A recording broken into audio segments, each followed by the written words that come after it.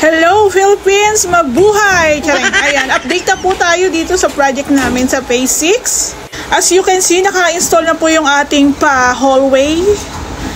At nag-start na rin po sila para sa ating partition. 2-room partition po siya. Ayan, nakaabang na po yung ating mga wirings.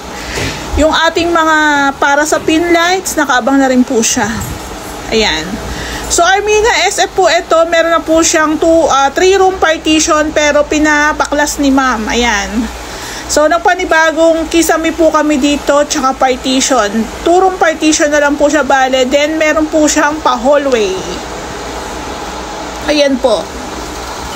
Ang ganda po, diba? So, yung design po yan is design po yan ni ma'am. Ayan. So, meron tayong 60 cm na space po dyan na pwede nating lakad-lakaran.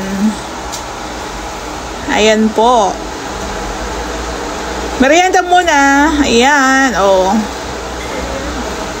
So, ito po yung kagandahan na mapaplano mo talaga yung pinaka gusto mong design dito sa second floor. Ayan. So, yun din po yung kagandahan na meron tayong pa-hallway. Hindi po kami mahihirapang gumawa ng partition kasi meron po siyang tapakan. Ayan. So, sa amin po, kung ilang pong ilaw ang gusto nyo, pwede. Anli po tayo dyan. Ito naman po yung ating hagdan, tsaka yung ating cove ceiling. Kinikinis na lang din po siya.